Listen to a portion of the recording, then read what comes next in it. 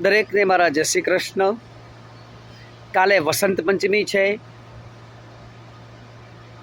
પાનખર ઋતુ આજે પૂર્ણ થશે. દરેક વૃક્ષો ઉપર નવા નવા પાન કાલથી ખીલવાના ચાલુ થશે. આંબા ઉપર મોર આવશે અને આનંદ કિલ્લોલ થશે. વસંત પ્રાગટ્ય થશે. તો એ વસંત ઋતુની અંદર માં સરસ્વતીની ઉપાસના કરવાનું શાસ્ત્રોની અંદર કહેલું છે. એ હું કાલે વર્ણવીશ. આજે આપણે આ પાનખર ઋતુની અંદર ભગવાનને એવી વિનંતી કરીએ કે અમારા જીવનની અંદર જે ખારા દોષો છે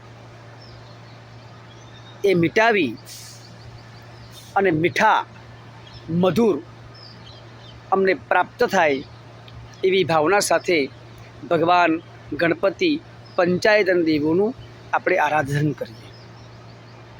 ઓમ વક્રતુંડ મહાકાય સૂર્યકોટિ સમપ્રભ નિર્વિઘ્नं કુર્વે દેવ સર્વકાર્યેષુ સર્વદા સિદ્ધિ વિનાયકાય નમઃ. મા જગદંબિકાનું આપણે ધ્યાન કરીએ. ઓમ જયંતી મંગલા કાલી ભદ્રકાલી કપાલિની દુર્ગા ક્ષમા શિવા ધાત્રી સ્વાહા સ્વધા નમોસ્તુતે. બાલકૃષ્ણનું ધ્યાન કરીએ. ઓમ સચ્ચિદાનંદ રૂપાય વિશ્વોત્પત્યાદિ હેતવે તાપત્રય વિનાશાય શ્રી કૃષ્ણાય વયમ નમઃ. ભગવાન શંકરનું આરાધન કરીએ.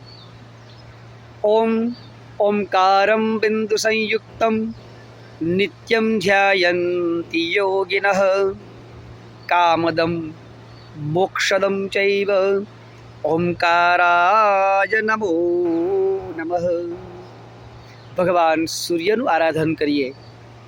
ઓમ આદિત્યસ્ય નમસ્કારમ યે કુર્વન્તિ દિને દિને જન્માંતર સહસ્રેષુ દારિદ્રો નૌપજાયતે.